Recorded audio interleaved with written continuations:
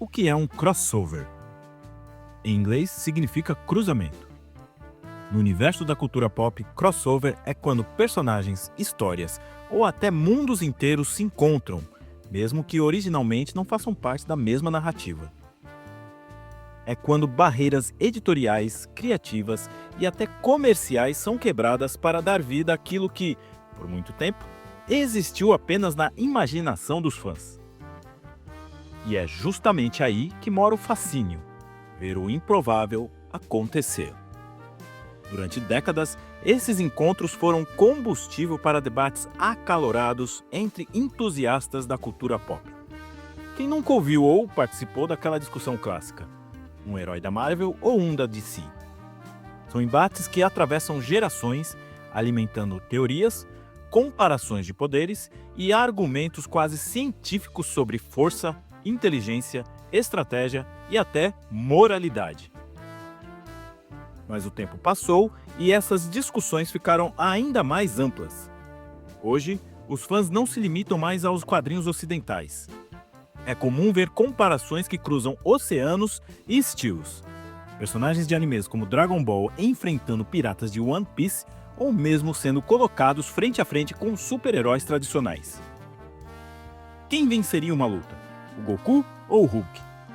O Luffy venceria uma batalha elástica com o Senhor Fantástico? É possível a Mônica deitar o Capitão América na porrada? O crossover deixou de ser apenas uma ideia e se tornou quase uma linguagem universal da cultura pop. Só que antes de tudo isso ganhar a proporção que tem hoje, houve um momento histórico que transformou essa fantasia em realidade. Na década de 1970, dois dos maiores ícones dos quadrinhos protagonizaram um encontro inédito. Superman e Homem-Aranha dividiram as páginas de uma edição especial que marcou o primeiro crossover oficial entre heróis de editoras diferentes. Mais do que uma simples história, esse encontro simbolizou a prova de que, mesmo em universos distintos, a imaginação dos fãs podia, e iria, se tornar realidade. E é sobre isso que eu vou falar hoje. Em 1976, dois universos paralelos, duas editoras que se tratavam como inimigas, resolveram deixar suas diferenças de lado em nome de uma história que uniria dois de seus maiores representantes. Além do lucro e repercussão que isso geraria, é claro. De um lado, o escoteiro de outro planeta, o símbolo da verdade e justiça. Do outro, o amigão da vizinhança, o herói que tinha mais problemas do que vilões. Em qualquer cenário normal de concorrência, essas duas forças jamais se cruzariam. As leis do mercado, as rivalidades pessoais, os egos editoriais, tudo conspirava contra. E ainda assim, aconteceu. Neste episódio, eu vou falar de um dos momentos mais improváveis e importantes da história em quadrinhos e da cultura pop. O primeiro crossover entre Marvel e DC Comics, com a história Superman vs Homem-Aranha, a batalha do século, lançada há exatos 50 anos. Vou falar sobre o contexto da Guerra Fria editorial dos anos 1970, os bastidores das negociações que quase naufragaram, os egos que exigiram ajustes nas pranchetas e o legado que, 50 anos depois, está sendo celebrado como um novo encontro entre esses mesmos heróis. Meu nome é Márcio Andrade e este é o Salada Cultural. Salada Cultural. Em meados da década de 1970, as editoras norte-americanas Marvel Comics e DC Comics eram inimigas ferrenhas no mercado de quadrinhos.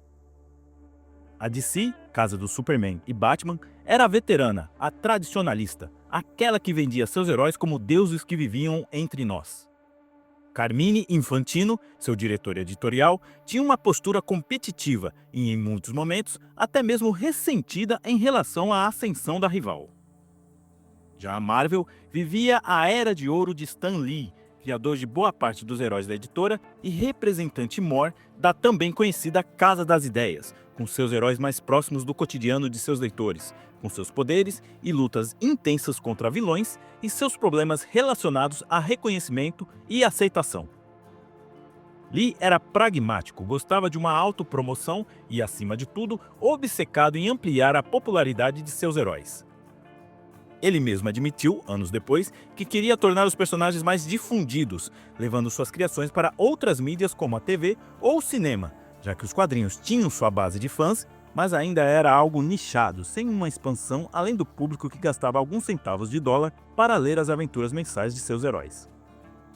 Enquanto a DC, após anos de experiência em adaptações de suas propriedades intelectuais, se preparava para o filme do Superman que viria em 1978, com Christopher Reeve, em comemoração aos 40 anos do herói. Já a Marvel explorava licenças para a televisão, como animações e séries, como a do Homem-Aranha, lançada em 1977 e tendo o ator Nicholas Hammond como herói aracnídeo. Desde o início da década de 1960, quando surgiu os primeiros heróis mais, entre aspas, gente como a gente, com a primeira edição em que surgiu a família poderosa do Quarteto Fantástico, a Marvel ocupava a liderança nas vendas das revistas nos Estados Unidos e alcançava um público mais diverso e que ia além de crianças, cativando até universitários, que via muita identificação naqueles super-heróis estranhos criados por Stan Lee, Jack Kirby, Steve Ditko e tantos outros. Seu alcance aumentou após a criação do Homem-Aranha em 1962, o primeiro super-herói adolescente que não era um simples ajudante do protagonista das histórias, como acontecia com o Robin para o Batman e o Ricardito para o Arqueiro Verde. DC seguia em segundo lugar na contagem de venda de revistas, ainda tentando modernizar seus heróis e até contratando a toque de caixa diversos artistas da Marvel, como Jack Kirby, co-criador do Quarteto Fantástico, Capitão América e tantos outros heróis, que partiu para a distinta concorrência no início da década de 1970, mas também não conseguiu bater a Marvel em vendas de gibis. Mas apesar da rivalidade acirrada durante aquelas décadas de 1960 e 1970, houve um precedente curioso. Em 1975, as duas editoras publicaram juntas a adaptação em quadrinhos do filme O Mágico de Oz, sendo um licenciamento da MGM Studios. No entanto, essa colaboração foi mais uma formalidade do que uma parceria real. A Marvel assumiu praticamente toda a produção e a DC serviu mais como um credenciamento. Ambas precisavam lançar suas versões rapidamente e a Marvel já estava adiantada no trabalho. Enfim, foi um acordo técnico e não um abraço fraterno. Ou seja, até meados dos anos 1970, Marvel e DC dividiam as bancas de jornal como rivais de longa data, sem jamais cogitar a ideia de juntar seus maiores ícones em uma mesma história. Os fãs, claro, sonhavam com isso nas famosas cartas de leitores e nos debates nos pontos de venda e feiras de quadrinhos, naquele velho debate nerd de quem ganharia uma luta entre herói X contra herói Y. Mas parecia algo tão distante quanto o encontro entre a Coca-Cola e a Pepsi. Isso até metade daquela década.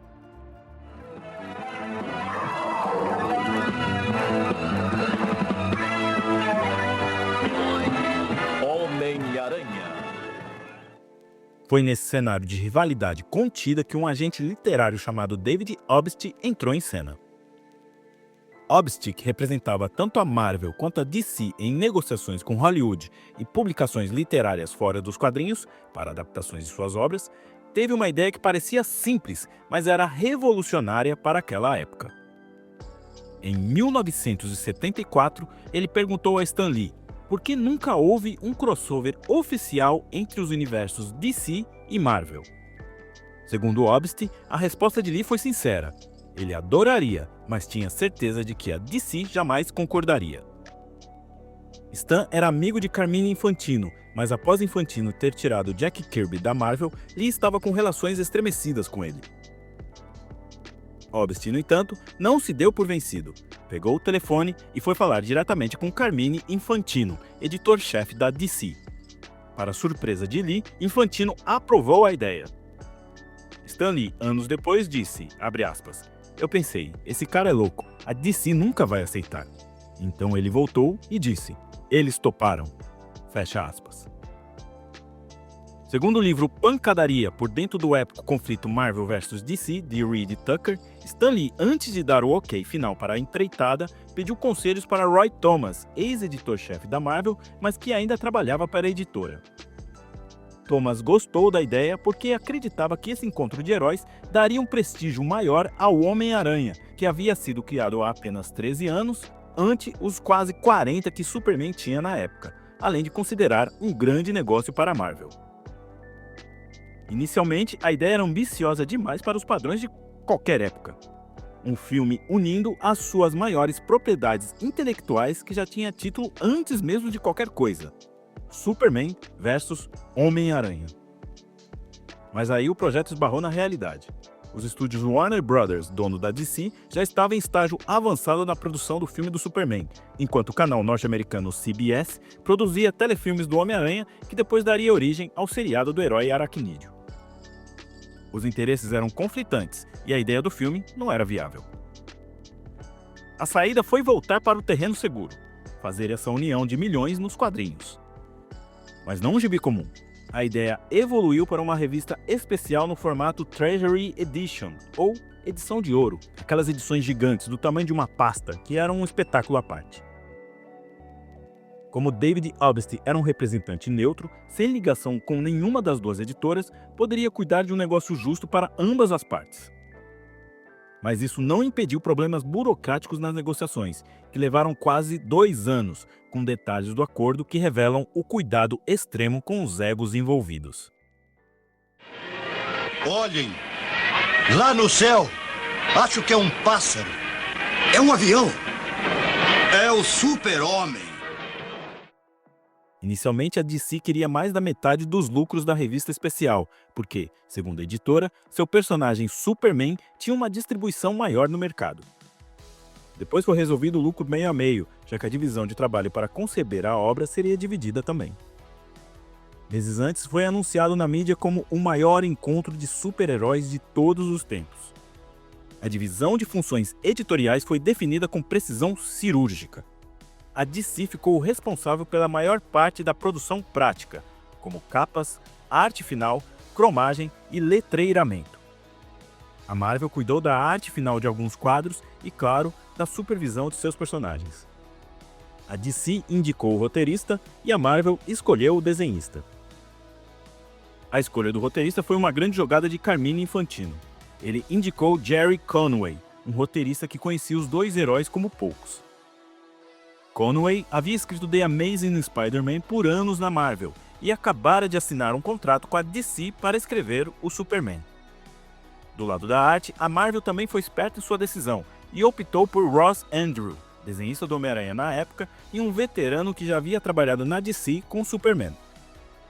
Ainda nas negociações dos dois personagens foi estipulado que Superman e Homem-Aranha teriam exatamente o mesmo número de quadros, o mesmo protagonismo na história e até a mesma quantidade de palavras por diálogo. Seus coadjuvantes como Lois Lane, Mary Jane, Lex Luthor e Dr. Octopus também teriam um destaque equivalente. Nada poderia dar a impressão de que um herói era mais importante que o outro. Você quer um exemplo dessa divisão? Se você tiver uma edição dessa revista em sua casa, pegue uma régua e meça o espaço da capa da edição especial em que os dois heróis aparecem. Você vai ver que nenhum dos dois aparece mais que o outro, milimetricamente falando. Mas foi nos bastidores dos desenhos que a famosa guerra de egos editorial veio à tona. Isto é um serviço para o Super-Homem. Para o alto e avante! Havia um ressentimento pessoal latente. Carmine Infantino gostava de cutucar Stan Lee, especialmente porque Gerry Conway havia deixado a Marvel para trabalhar na DC. Envolver Conway no crossover era, para Infantino, uma espécie de amostra de quem tem mais poder. Do lado da Marvel, a preocupação era com a representação do Superman. O Homem de Aço era o símbolo máximo da DC e não poderia haver falhas. Ross Andru submeteu seus desenhos a aprovações extras. E então veio o episódio que se tornou lendário. Neal Adams, desenhista conhecido por seus traços realistas e que trabalhava para a DC, foi chamado para dar uma olhada. Sem avisar ninguém, Adams redesenhou todas as figuras principais do Superman por cima dos desenhos de Andru. Dick Giordano, arte finalista da edição especial, anos depois, revelou o ocorrido. Abre aspas. As páginas foram enviadas. e Neil tomou para si a tarefa de redesenhar as figuras do Superman sem me dizer que ia fazer isso.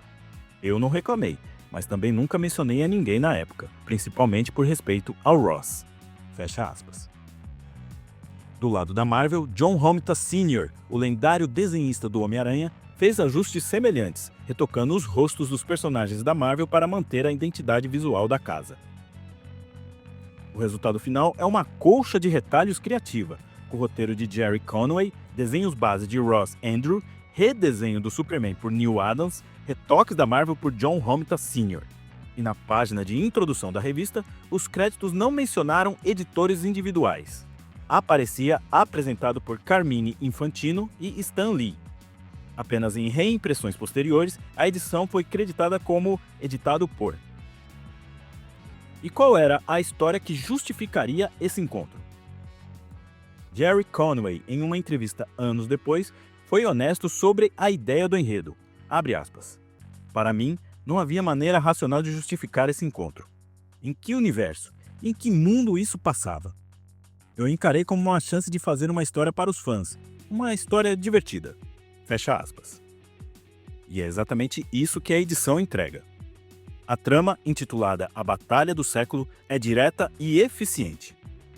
Lex Luthor, vilão da DC, e Dr. Octopus, vilão da Marvel, unem forças para conquistar o mundo. Eles roubam um poderoso raio desintegrador e sequestram as parceiras dos heróis, Lois Lane e Mary Jane Watson, para servirem como iscas, usando as mulheres para chantagear e forçar a submissão dos heróis aos seus planos. O desaparecimento das duas leva a um mal-entendido inicial. Superman e Homem-Aranha desconfiam um do outro. Clark acha que Peter pode ter sequestrado Lois, enquanto Peter acha que Clark tem culpa no cartório. O resultado é o que todo fã queria ver e que hoje é muito comum no encontro inicial de heróis distintos. Um confronto físico nos céus de Manhattan, com a força bruta do Superman contra a agilidade e os recursos do Homem-Aranha. A briga dura poucas páginas, mas é o suficiente para o fanservice. Em determinado momento, um truque com radiação solar vermelha reduz os poderes do Superman, enquanto o Homem-Aranha tem sua força aumentada, equilibrando o confronto. Depois, percebendo que foram enganados, os dois unem forças. A partir daí, a história se desenrola em dois lados. Superman voa até a África, onde descobre que Luthor e Octopus usavam tribos locais como capangas, oferecendo-lhes tecnologia avançada. E Homem-Aranha invade uma base espacial dos vilões. Juntos, eles desmantelam o dispositivo que causava tempestades pelo mundo, prendem os vilões e resgatam Lois e Mary Jane. No epílogo, Clark, Lois, Peter e Mary Jane fazem um encontro duplo descontraído, um momento que, para os fãs, era quase tão satisfatório quanto a briga. A edição também continha prólogos individuais para cada herói, apresentando suas rotinas e seus mundos, para que leitores menos familiarizados pudessem entender o contexto. Agora é a vez do Homem-Aranha.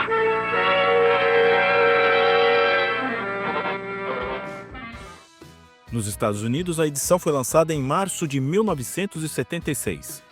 Com 96 páginas, equivalente a 4 revistas comuns, e um preço de capa de $2, um valor altíssimo para a época, sendo que as revistas mensais de ambos os heróis custavam entre 50 e 75 centavos de dólar. Era um preço considerável, mas a enorme divulgação, incluindo o prefácio de Stan Lee dizendo que, entre aspas, disseram que não dava para isso acontecer, gerou curiosidade. A revista esgotou rapidamente. Foi um sucesso comercial estrondoso. O editor Neil Adams, anos depois, lembrou que os fãs estavam ansiosos por esse acontecimento. Em retrospecto, Superman vs Homem-Aranha foi um enorme sucesso e permanece uma peça importante da história dos quadrinhos até hoje. A recepção crítica, no entanto, foi mais mista. Muitos críticos especializados apontaram que a história era simples demais, que a luta entre os heróis durava poucas páginas e que faltava uma explicação consistente para a coexistência dos dois universos, sendo que antes, em suas revistas regulares, um não cita o outro. O próprio Gerry Cohen admitiu que a trama tinha um viés de fanfiction, feita mais para agradar os fãs do que para inovar narrativamente. Mas, para o público geral, o impacto foi inegável. Um sonho antigo se tornava realidade, como resumiu o crítico Graeme Macmillan, abre aspas. Apesar da decepção com a história propriamente dita, Superman vs Homem-Aranha foi um sucesso massivo e permanece importante para os fãs até hoje. Fecha aspas. No Brasil, a edição original de 1976 chegou apenas no ano seguinte. Foi publicada pela editora Ebal em 1977 com o título Super-Homem contra o Homem-Aranha. Décadas depois, em 1993 e 1994, a editora Abril lançou a coletânea Grandes Encontros Marvel e DC, que republicou os dois crossovers do Superman com o Homem-Aranha, o primeiro de 1976 e o segundo de 1981. O sucesso do crossover de 1976 abriu uma porteira de encontros de heróis das duas editoras. 5 anos depois, em 1981, veio a sequência direta chamada simplesmente de Superman e Homem-Aranha, agora com a participação do Hulk e da Mulher Maravilha, enfrentando os vilões Doutor Destino e Parasita. Ainda em 1981, foi lançado Batman vs O Incrível Hulk, outro encontro histórico e bastante elogiado. Em 1982 veio Marvel e DC apresenta X-Men e os Novos Titãs, escrito por Marv Wolfman e desenhado por George Pérez, unindo as duas maiores equipes da época. Nos anos 1990, a colaboração atingiu um novo patamar com o mega evento DC vs Marvel em 1996, onde os universos colidiram em uma batalha para decidir qual sobreviveria, resultando na criação do universo híbrido Amálgama, com personagens como Garra das Trevas, que era a mistura do Batman com o Wolverine, e Super Soldado, amálgama do Superman e do Capitão América. No novo milênio, o ápice foi Liga da Justiça e Vingadores, lançado em 2003, escrito por Kurt Busiek e desenhado por George Pérez, uma obra-prima que muitos consideram o melhor crossover já feito.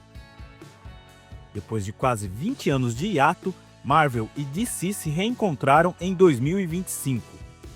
O pontapé inicial foi o especial Deadpool e Batman, publicado pela Marvel em setembro de 2025, seguido por Batman e Deadpool pela DC em novembro do mesmo ano. Ambos foram bem recebidos pelos fãs, com um tom bem humorado que combinava o mercenário tagarela com o Cavaleiro das Trevas. No Brasil, a Panini publicou essas edições ainda em 2025, incluindo histórias curtas com encontros do Demolidor com o Arqueiro Verde, Capitão América e Mulher Maravilha, entre outros heróis e vilões. E agora, em 2026, chegamos ao momento que celebra os 50 anos do primeiro encontro. A DC publicou Superman e Homem-Aranha em março de 2026, enquanto a Marvel lançou Homem-Aranha e Superman em abril do mesmo ano. Cada edição contém múltiplas histórias inéditas reunindo personagens de ambas as editoras, numa celebração que remete diretamente àquela edição de 1976. Inclusive, o título de uma das histórias principais é A Batalha do Século, em homenagem direta ao original. A revista de 1976 agora é um item de colecionador cobiçado e muito mais caro do que aqueles $2 que custou. Para marcar os 50 anos, as duas editoras relançaram a revista em edição especial, que também foi publicada pela editora Panini no Brasil em maio deste ano, em formato de capa cartão gigante, resgatando a grandiosidade da edição original. Olhando para trás, é difícil subestimar a importância para a cultura pop do que aconteceu em 1976. Antes daquele encontro, a ideia de Marvel e DC colaborando parecia absurda. Eram concorrentes diretos, com visões diferentes sobre o que um herói deveria ser. Mas apesar de suas diferenças e de seus egos, ambas toparam e deixaram de lado a batalha de editoras. Briga essa que era menor, como Stan Lee à época disse, abre aspas. E se você acha que ia ser uma batalha, espere para ver a Marvel e a DC quando começarmos a discutir os royalties. Fecha aspas. Aí quem não saiu na porrada não foram os heróis, mas os advogados. Mas essa nenhum fã quis ver.